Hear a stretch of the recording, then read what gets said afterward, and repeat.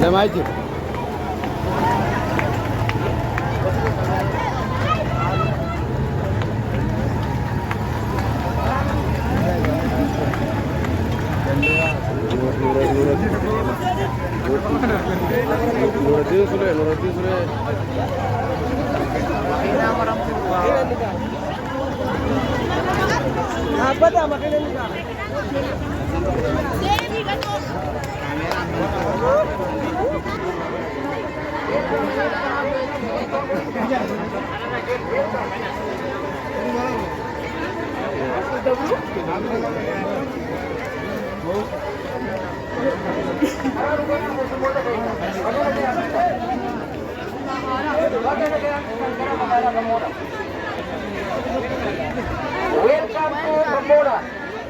Keessummoonni keenya baga nagayaan dhuftan hawaasni karaa dhufanaa fi karaa ittiin cufina.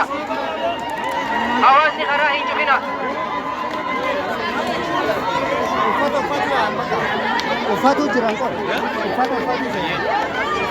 Keessummoonni keenya harki karaa hin cufina.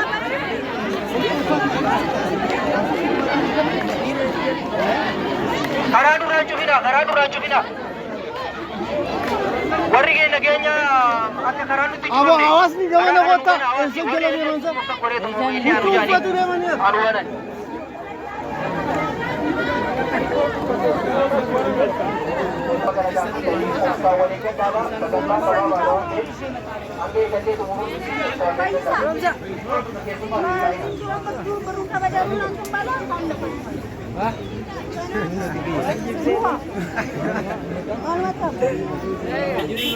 जाने कमिटी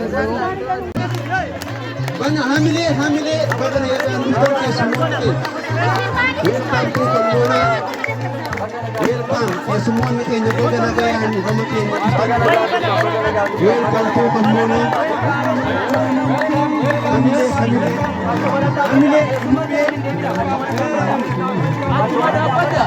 के सम्मान मले उन को जो मिले बाकी ना के सम्मान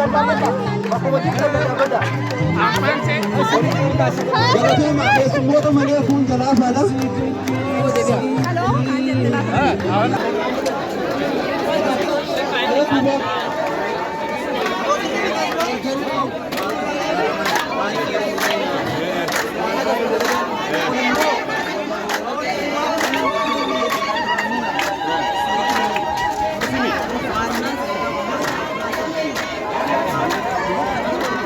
Oleh ini, oleh.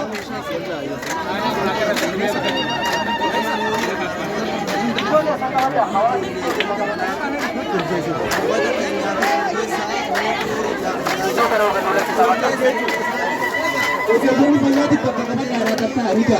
Okeeyyoon fayyaadhaa bakka qaban daaraa tatta'a hiika. Bakka qaban deemaa ta'a. Amma karaa sana tatta'a. Tatta'a galatoomidha waliin. Asirratti waan ta'a waliin fayyaati okeeyyoon. Beela beela baasii jala. Bakka tana warra suuraa fudhatu malee takka fuula jiru dhaabbatee. Warra suuraa fudhatu malee as dhaabbachuu hin qabu. Keessummoonni keenya bakka nagayaa gara kamuu dhaabbatu.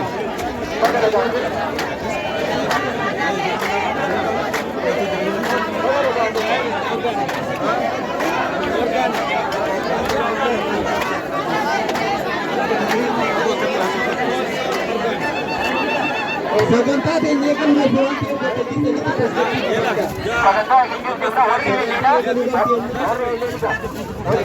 warri geechisaa fi elleerratti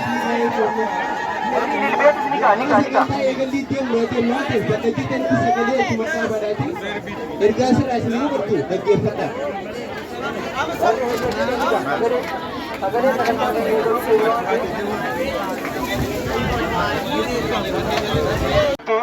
Welcome all of you.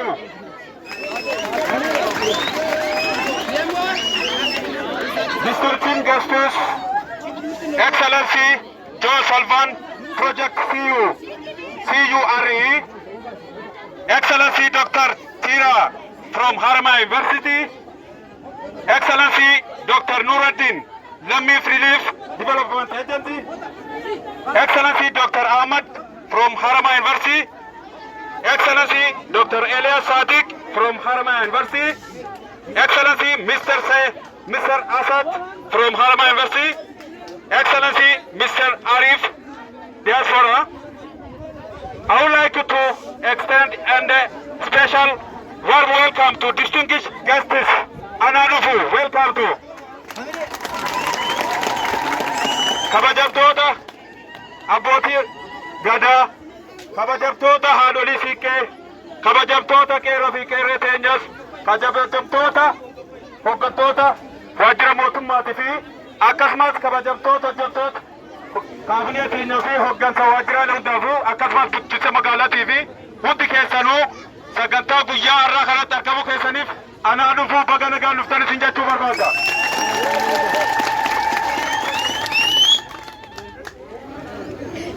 Aanaan gubbaa qorichaa ganama leelli lafaa ka'anii keessummoota karaa dheeraa kanarraan qaxxaamuranii simachuudhaaf asitti argamuu keessaniif manni maqaa gubbaa qorichaatiin keessummoota keenya dhufaniif baga nagaan nu dhuftan jechuu barbaannan.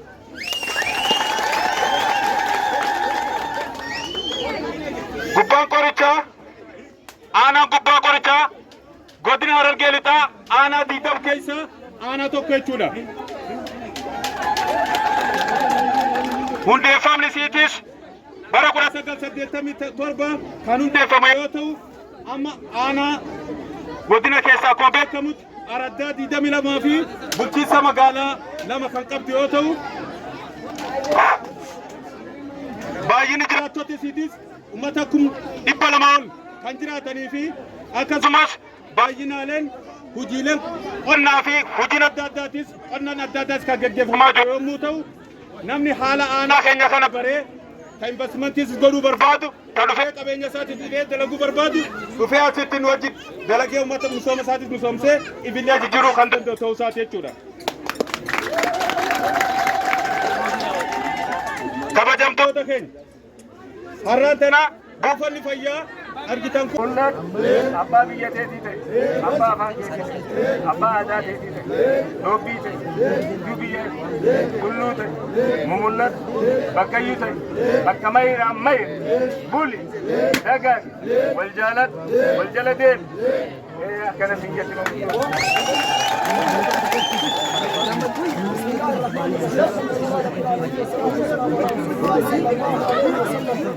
kanaafuu obboleeyyan biyyaa dhaabni addaa asitti argamu rakkoo teenya inshaallah itti himannaa warra raamii kaa'u rabbi nu haa godhu warra raamii kaa'u rabbi nu haa godhu warra isaan kanallee duratti ba'ee irraa fayyadamu rabbi nu haa godhu hospitaala maalana haakimaa buufata keenya kana hospitaalatti rabbi nu haa jijjiiru amma isaanumaan hangafee jara dhufe kanaan hangafee kanaafuu rabbiin ni danda'a hospitaalatti rabbi nu haa jijjiiru nutillee warra wal jala butamee waan godhatu rabbi nu haa godhu warra wal qabatee wal jala yaa'u rabbi nu haa godhu kanaafuu obboleeyyan biyyaa itti himanna rakkoo teenyas itti himannaa tokko tokkooni walaa dhaggeeffannu inshaallah rabbi sinaa milkeessu raamata kanallee akkanumatti rabbi fiida isin haa baasu qabeenya gaamee waan isaan fidanii waliin dhageenyaa rabbi nu haa milkeessu Allahumma salli alaa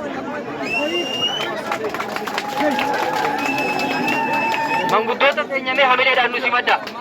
Manguddoota keenya galatamaa jennaanii nu simaddaadha. Sagantaan keenya itti fufamu. Sagantaan keenya itti fufamu. Iddoo jirtanitti obsaan dhaabbadha. Waliin dhiibina. Walirran dhaabbatina. Sagantaa keenya itti fufna waan ta'eef akkasumatti dhaabbadhaadhaa waan jiru isiniif haasoo barbaanneeti. Maayikiin kan xiqqoo rakkoon teeknikaa mudateef kanumaan iftuufna rakkoo hin qabu. Itti aansuudhaan akkaataa tartiiba sagantaa keenyaatiin itti aanaa bulchiinsa aanaa gubbaa qorichaa haasayaa baniinsaatii fi haasaa waliigalaa akka nu godhaniif iddoo dhaabbatanii hin sossoyina. Iddoo dhaabbatanirra hin sossoyina. Iddoo dhaabbatanirra hin sossoyina. Waltajjii keenya itti fufna waltajjiin itti fufa. Sagantaa keenya ilmi namaa nama gargaaruudhaaf nama ta'uun dirqama jechuudha. Namni baratee waa qabu si deeggara. Dhalattoonni biyya alaa jirtan diyaaspooroonni dhalattoonni aanaa gubbaa qorichaa taatanii fi magaalaa kammoona taatan dhugumatti baay'ee isin galateeffannaa. Isinilleen haadhalee taatoo rakkataan haa ta'u sababa dhibeetiin nam tokko du'uun qabu waan qabnee achi dalaganne irraa nutis hawaasa keenya ni gargaarraa jettanii sagantaa qabatanii har'aan tana nu gargaaru fedhii qabaachuu keessaniif nutis irra deebiidhaan akka bulchiinsa aanaa gubbaa qorichaattis baay'ee ulfaadhaa galatoomaa isin jechuu barbaanna. Bakka jirtutti ergaan akkasii geessu dhaamsa keenya dabarsaa rakkoon buufata fayyaa keenya rakkoo baay'ee qaba. Uummanni gubbaa qorichaadhaa baay'ina isaa akkuma isinii tuqe nama 200 ol buufata kanarraas namni fayyadu baay'ee guddaadha jechuudha. Hospitaala qabu. Hospitaalli uummanni naannoo kanaa hospitaala isaadhaa Ciroo fi Galamsoo fi Asabootti akka fayyadamu jechuudha. Aanaan kun hospitaala isa barbaachisa. Aanaan kun hospitaala isa barbaachisa. Buufata kana sadarkaa hospitaalatti akka nu guddistan fedhiin keenya waan ta'eef keessummoonni keenya asii dhuftanillee gaafii keenya fi waan nuti barbaadu kan akka nu guuttan abdii isinirraa qabna waan ta'eef isinilleen imaana isinii kennu kan akka nurraa fudhatan kabajaan isin gaafannaa jechuudha. Meeshaaleen waan ammayyaadhaan godhamutu hanqa danda'ametti dulloomus wanni toos tajaajila kennaa jiranii waan jiruun daawwachuun deddeessan booddee dheeytaniiti laaltanii fedhiin hawaasa kanaa namni gaafa fedhii tajaajila fayyaa argatuuf jecha karaa dheeraa qaxxaamuran kan agartanii jirtan karaa piistaadha hin mijatu akka ilma namaatii fi asirraa kee namni hospitaala Asaboo dhaqe jechuudha. Haga achi ga'utti rakkoon. Kanaaf namni fageenyaan osoo hin deemin bakka isaa jirutti isaaf mijatuu qaba. Kana keessummoonni keenyalleen rakkoo teenya nu beektanii irra deebiidhaan hospitaalaan jaaramuuf haa ta'u waan kusaakusa waan barbaachisullee akka nu gargaartan gamanumaan imaanaa isinii kennu barbaada. Ulfaadhaa galatoomaa isinii jechuu barbaada. Kanaaf kabajamtoota keessummoota keenya ganama simiin kaatanii asitti argamtanii keessummaa teessan simachuu keessaniif isinilleen baay'ee ulfaadhaa galatoomaa isinii jechuu barbaada. Ulfaadhaa anaa dhufu isinii jechuu barbaada. Ittaanaa bulchaa bulchiinsa aanaa gubbaa qoricha hamileedhaan gara iddoo isaatti nu simadha.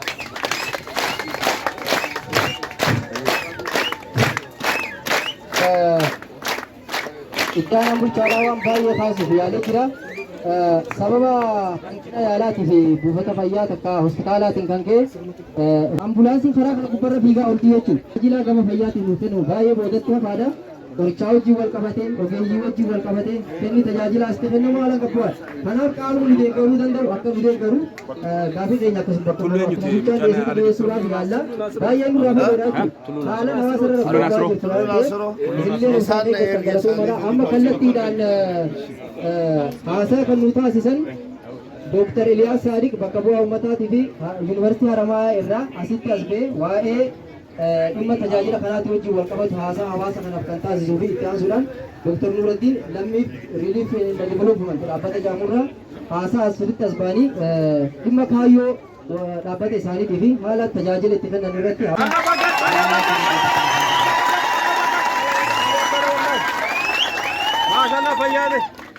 Kanaafuu koree dhaabbii fayyaa keessaas waan jirruuf jecha dhufneettis baga ijaan agarree hospitaalli akka ijaaramu nutis dhiibbaa goona baga gammaddanii tajaajilli rakkoon hawaasa keenyaa rakkoo teenya jechuudhaan obboleeyyan keenya haasit dhalatanii biyya ambaa keessaa fuulii godhachaa jiran hundinuu ummata keenyaaf fayyaa isaanii arguu barbaannaa jedhanii arra waamicha keessan dhagayanii isinit dirmachuu isaaniitii fi warri dhufee fi warri hin dhufini achi jirulleen hafaana kana deebinis akka hafaana kana deemee biyya teenya guddifatu dhaamsa dabarsaatiin isinilleen meeshaa dhuftu sanis seeraan itti fayyadamuudhaan hawaasa keenya bira tajaajilaan ga'uudhaan hospitaala ijaaramuu taa'uus nagee biyyaatis eeggachuudhaan akka bira dhaabbattan dhaamsa isinii dabarsaa. Wanta jalqaban xumuruun mirga guddaadha. Han harkatan qofatti hafuun ammoo dadhabina. Guddinaaf tattaafachuun hanga jiranitti. Tanaan hanga har'aa taateef rabbiin nu galanni haa ga'u jechaa tan dhufuuf ammoo rabbi isin haa gargaaru ja'a. Wassalaamu alaikum warahmatullahi wabarakatuh. hamilee namni keenya beekaa waan dabreeni irraanfata. Dur ani mootummaa deeggaruu kanaaf osoo hin jeen dur biyya teenya laalla jennaan nutti dhiisan. Har'a immoo ilaasii wanni nu hayyaman bulchitoota kabajamtuu addee Ikraamfaa deemaa laala uummata keenya waan itti jiran keessa seenaa laala nuun jechuu kunu ni'imaadha. Namni ni'imaa galateeffate kana rabbiin guddisaaf kana beeka. Kanaafuu isiidhaaf harka naa dhawa.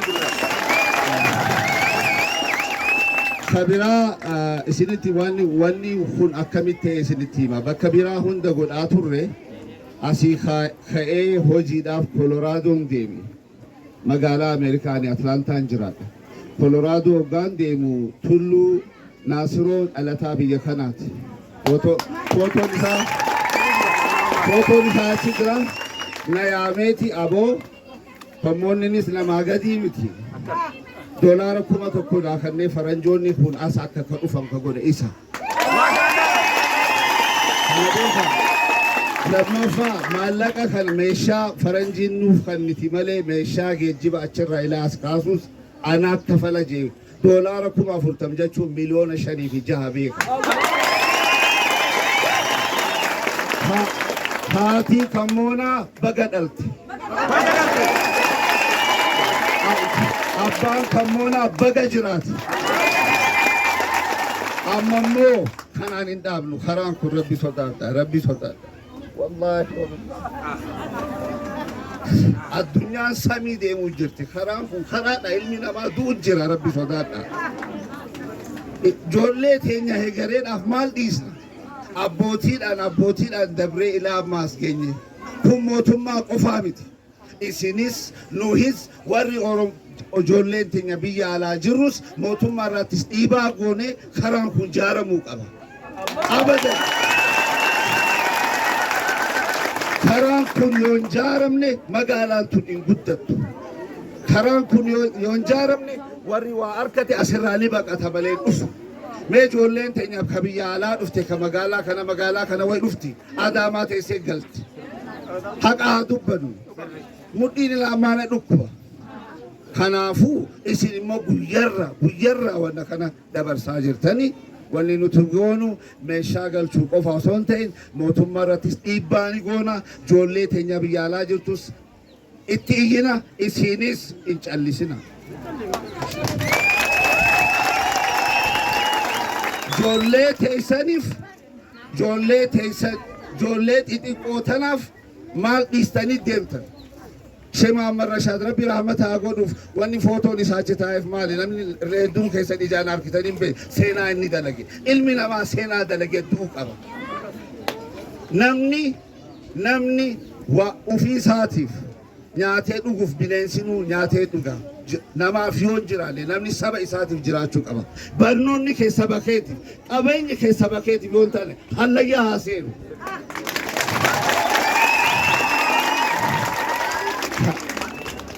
Oromoota diaasporaa jiraniif waliin dhaamuuf biyya isaaniitiin gama barnootaan, gama fayyaan, gama diinagdeen biyya isaaniitiif akka waan danda'aniin akka dhaabbatan dhaamsa isaaniif dhaama. Rabbi umrii isaan haa dheeressu ka biyya alaa jiran umrii dheertuu haa kennuuf, rizqii haa kennuuf. As immoo uummata keenya isinin jaaladha. Isin malee buqqattanis gurraachomtanis isiniitu dhiiga kiyya. Ameerikaan hammam haa bareeddu biyya tiyya tana ka ga'u hin jiru beeka. Sininja rakkoon teenya hagan qabdu jechuudha. Kanaafuu boleeyyan kiyyaa karaan irra yaanu kun numa wanni hidhatiif yaa'a malee karaa namni irra yaa'uu miti. Karaa namni irra yaa'uu miti. Nuti karaan keenya kun aanan keenya kun kararraa waan maqaa ta'eef dirijjitii adda addallee hin argannu jechuudha. Kanaafuu obboleeyyan keenya har'a rabbi kaaseenuu fide kana isaanillee rabbi umraa haa dheeressu. Waan horan keessatti rabbi umraa haa dheeressu. Biddeena isaanillee rabbi isaanii haa furdisu. Namaatu namni keessa jiraatuudhaan namni qabee nama kana affida malee namni sitti nutti goru aanaa gubbaa qorichaa hedduu kararraa maqaa waan ta'eef tulluu naasiroodhaa dhalataa asiiti unoo dhiyootan as dhufee nu biraa deeme masgiidas nu ijaaraa jira. Kanaafuu mucaa kanallee rabbi umraa haa dheeressu. Aboo rabbi umraa nu haa dheeressu. Waa hundaan rakkataa ummataatis nu bira dhaabbataa jira gara masgiidatiin ergeeti. Kanaafuu mucaa kana rabbi umraa nu haa dheeressu. Warra akkanumatti itti fufu rabbi haa godhu. Duree rabbi isa haa godhu. Warra gooddanyoota isaa kana amma akkama erge kanatti faana bu'ee wajjin biyya tana jirjiiru rabbi haa godhu. Biyya tana rabbi ka jirjiiru nu haa godhu. Rakkoon teenya tana keessummoonni keenya ka dhufe meeshaan guutamuu qabdu kanuma jiru kana keessattuu guutamtee hin jirtu. Meeshaa dhabaaf ka tajaajiluu danda'an meeshaa dhabaaf asii riifar barreessan. Riifar hogga barreessan odoo asabootiin geenye asaboo barreessanii odoo asabootiin geenye haadha ulfaatana miidhan karaa kanatti irra geessu hurgufaa karaa kanatti dhaltifaa dhagaa kanarra jechuudha. Kanaafuu boleeyyan kiyyaa keessummoonni keenya ka dhuftan baga nutti dhuftanii baga nu bartan waan keessa jirru akkasumatti akka dhiibbaa nuu gootanin isiniin ja'a qaama mootummaa bulchiinsota keenya ka as jiru wajjin wal qunnamnee kara dandeenyu nutis hawaasni isin moggaa dhaabbanna ammoo galatoomaan isiniin ja'a akkaan waan nutti dhuftaniif hedduu galatoomaadha. Baga nagaan nutti dhuftanii wallaahi rabbi isin haa milkeessu waan injuun qabu rabbi isin haa milkeessu ijoollee teenya ka achi jirtullee rabbi nu haa milkeessu taraftallee rabbi nu haa dammaysu rabbi nu haasee bulchoonni keenya kunoo akkana jiru ka investii wahii godhuu barbaadus haa dhufu haa godhuu jiru kana kanaafuu warra wal qabatee dalagu rabbi nu haa godhu hawaasa keenya kana rabbi rakkoo keessaa nu haa baasu oromoo hundumaa rabbi rakkoo keessaa haa baasu rabbi rakkoo keessaa haa baasu rabbi rakkoo keessaa haa baasu keessummaa nutti dhufte tanallee rabbi nu haa milkeessu haruma keenya kana caccabsanii qaama keenya tajjira jedhanii warra dhufe kana rabbi nu haa milkeessu milkiin rabbi isaan nurraa haa galchu milkiin rabbi isaan nu haa galchu faayidaa gugurdoo warra dalagee nu deebi'u rabbi nu haa godhu rabbi umraa isaan haa dheeressu aboo alwaan kana ammallee itti deebi'aadha aboo rabbi haa milkeessu ol fuudhaa aboo mucaa kana ol fuudhaa akkanatti boo alawaan kana alwaan gartee rabbi ol isaa fuudhu tulluu naasirooti asitti alwaani maqaan isaati achitti duuba tulluudha tulluun gugurdoodhana rabbi isa haa mul'isu ammallee rabbi isa haa mul'isu kanaafuu achumaan hangafee keessummoota keenya karaa keenya kana caccabanii aboo kun karaan badaadha jedhanii irraan deebiin dhufee hawaasa keenya dura taa'ee noofaristii odaa bultu noofaristii haramaaya irraa dhufee bakka adda adda irraa dhufee asii dhufee sajjete kana takkitti naa ol fuudhaa rabbi isaan haa milkeessu rabbi isaan haa milkeessu rabbi isaan haa milkeessu ربنا آتنا في الدنيا حسنة وفي الآخرة حسنة وقنا عذاب النار ربنا تقبل منا إنك أنت السميع العليم وتب علينا يا مولانا إنك أنت التواب الرحيم وهدنا ووفقنا إلى الحق ربنا تقبل منا إنك أنت السميع العليم أموليا كين يا ربي نوها ملكيس كيسماتي إن ورسمتي غاريدا خرانا غيا karaa nagaa bakka nu dhufanitti nu deeba rabbi nu haa godhu rabbi nu haa godhu maatii isaanii keessatti rabbi umraa nu haa dheeressu warra akkanumatti qophii adda addaa godhee amma nutti deebu rabbi isaan haa godhu assalaamu alaikum warahmatullaahi wabarakaatu rabbitti nu haa badhiisu umrii dabalataan rizqii dabalataan oromiyaa dabalalee artii bisamudhee isaanii haa gammadu qabanne kanatti akkasumaan jiru jedhe konferaansiin haadha takka achi nu geessitu achii waan nu deebisu hin qabnu arshii meeqan illee rakkoo meeqan isbitaala dheedhee gallaa jechuudha. Isbitaala jirootti asirratti yookiin galabsu.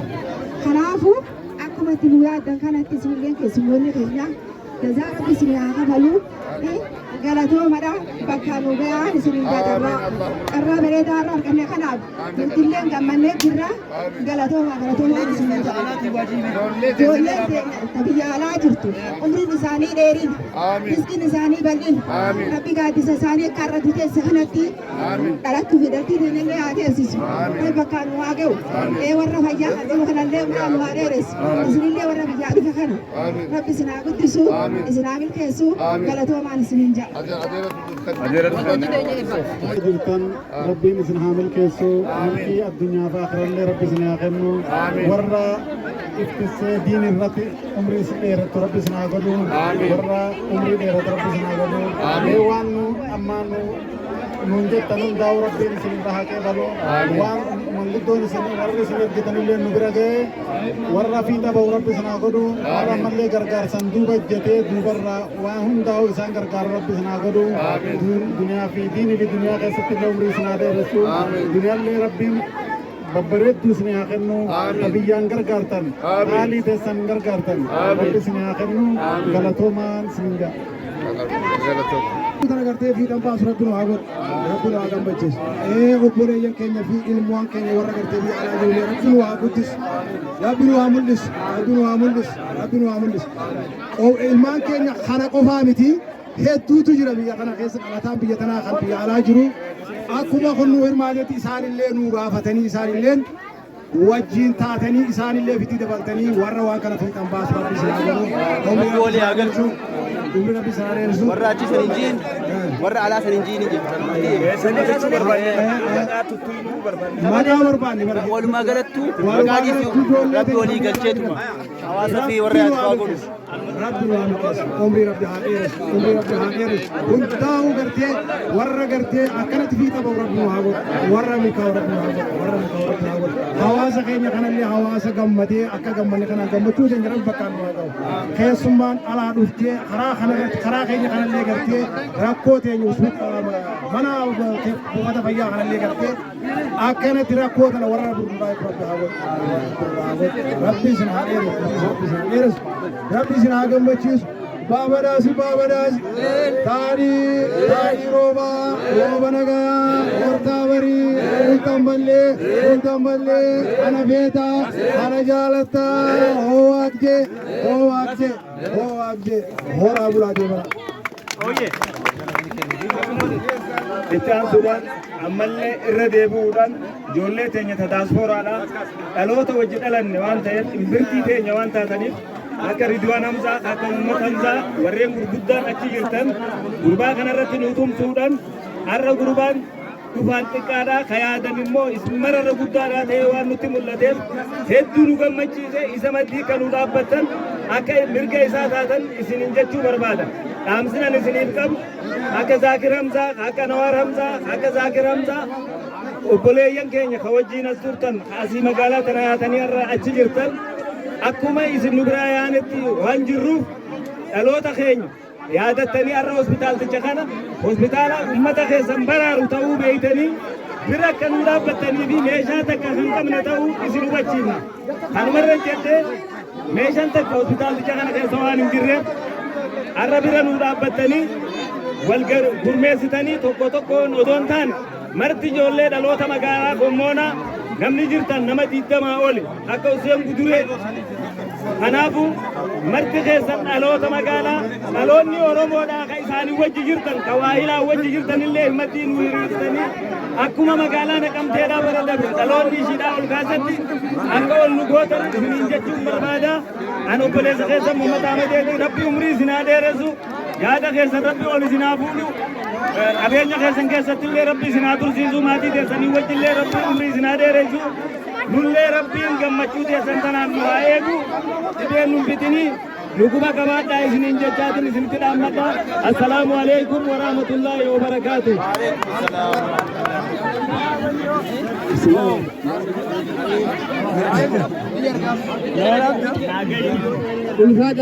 Qabaati malee warreen raftanis gammayxanii gurbaanaa siroo kana bira akka nu dhaabbattanii isiniin jedhu obboleeyyan keenya kan raaftan warri daaspooraa keenyaa dhaloonni magaalaa tanaa nama 20 oli achi jirtanii tokkuma tokkotti isin beeyna waa isinin irraanfannu nu adaddaa isiniin jenna. Hospitaalli kun rakkoo guddoodha qaba. Ummanni keenya kararratti dhumaa jira. Ummanni keenya karaa kanarratti dhumaa jira. Makiinaan bakka deemtan odoon keenya haadhottan keenya obboleewwan keenya shamarranii fi dargaggoon marti kararratti dhumaa jira jechuudha. Kanaaf har'aan tana nu yaadachuu keessan rabbi isinirraa haa gammadu jireenya keessan rabbi ol isin haa fuudhu warreen isin nu ergitan kaawwataa bultunirraa fi yuunivarsiitii Alammaa irraa nutti dhufanis isin caalaa nama nu dhukkuba waan ta'aniif dhugumatti fuula isaanii arguudha dadhabne imimmaaniin waan ta'eef akkasumatti akka nu harka diriirsitan isiniin jenna. Obboleessi keessan dabaree hedduutu jira dhiifamaa wajji yoo yeroo arganne isiniif hin deebi'a nagaan naaturaan isiniin jaa galatooma. Ani dhiifamaa wajjin maqaan keessatti isaaniiti magaalaa Gommoonaa mana Mariyaanaa Gubbaa Qorichaa saniifu bu'aa fi bu'ii mara bayeet aanaan keenya kun rakkoo jirtu tanaa wajjin ummata keenya tajaajilaadhaa ture. Dadhabne odoo hin jenne odoo beelonye hin jenne naannawa kana keessa rakkina cimaatu jira rakkina karaa rakkina jiru kanaaf warreen dhuftan keessummoonni keenya baga nagaan laaltanii rakkoo teenya tanaaf abbummaan fudhattanii ummata keenya gartee kan argaa jirtan kun sababa dadhabina karaatiin namni tajaajila dhabee rakkachuudhaaf ture. Alhamdulillaahi baga nu laaltanii rakkoo tana nu gargaaruudhaaf isinillee baga nu laaltanii akkanaa wajjin ijoolleen keenya taalaa gartee asitti ilaalaadhaa jirtulleen kan eegale kanarraa qabee kan hin eegalinilleen itti nuuf fufuu qabaa guddina isaanii asumarraa qabaamee ol nuu kaasa. Guddinni ilmaan keenyaa olaa deemu. Guddinni ilmaan keenyaa olaa deemu. Biyya teenya amma immoo keessummoonni keenya ijoollonni keenya kan biyya alaa jiran martinuu waan gartee qommoonni keenya rakkoo adda addaa keessa jira je'ee aanaan gubbaa qoricha rakkoo adda addaa keessa jira je'ee ijoolleen keenya nu yaadattee keessummoonni keenya dhufee nu laalee haa galatoomaniin ja'a umraa rabbi haa dheeressu keessummoota keenya kan dhufan. Adubanii bu'aa bayii kana karaa rakkoo hamaa kana keessatti sadarkaa tanaan gartee dhufanii nu laalanaa galatoomanii jaa duraan dursee amma immoo deebi'ee karaan keenya karaa badaa waan ta'eef dubartoonni dhalaa waan asirraa obbaa fe'amte daalacha dhayitee daalacha dabartee cirratti ottorishiina godhanii hanqinni nutti jiru. Duraan mootummaan keenyallee nu yaadatee galatoomu kanaafuu meeshaan gartee okkorshiinaa fi meeshaan adda addaa waan boruu hin qabne meeshaan sun qoqqooltee nu dhuftee rakkoon keenya ammatti nu furamuudhaan barbaadaa biyya kanamaa galatoomu. Mirqaana qabu bakka takkatti illee nagarre galatoomaadha. But I also see so much need. I see pregnant mothers who have to walk if they have a high-risk birth or if they need a C-section. I see people who need help with medical equipment and supplies. And I know you are counting on Project Cure and the Diaspora team and the Ministry of Health and Hadamaya University, and we will do everything we can to help improve the situation. You have my word. Ammas wanni dhufee arge fedhinnaa guddoo hir'ina hedduu haati takka yoo da'umsa irratti rakkoon ishii mudate karaa dheeraa ishiin deemuu qabdu opereeshinaan dhaluu yoo barbaachise hagam takka argachuuf akka rakkattu gargaarsa guddallee akka barbaadu fayyaan kanneensi tajaajila buufata kanaa rakkoon hawaasaa ta fayyaa deeggarsaa akka barbaadullee arge isinillee Project Cure dhaabbata ishii sanichuudha sanii fi ijoollee teessan ta biyya alaa jirtu taammallee kennaan tun akka isin bira geessu sababa ta'an sanii fi Yuunivarsiitii Haramaayaa irraa illee deeggarsi akka isin bira ga'uu qabu warra fayyaa biiroo fayyaalee hundinuu xiyyeeffannaa kennuu akka qabanin argee jirti.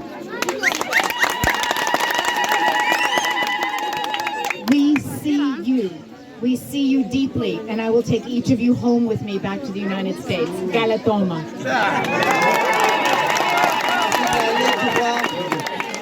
Isilaalee jirraa gadi fageenyaanin isin bare isinii kana uf keessa fudheetiin Ameerikatti hin galaa waan hin danda'u hagan godhuu hin dhaabbadhuu galatoomaadha.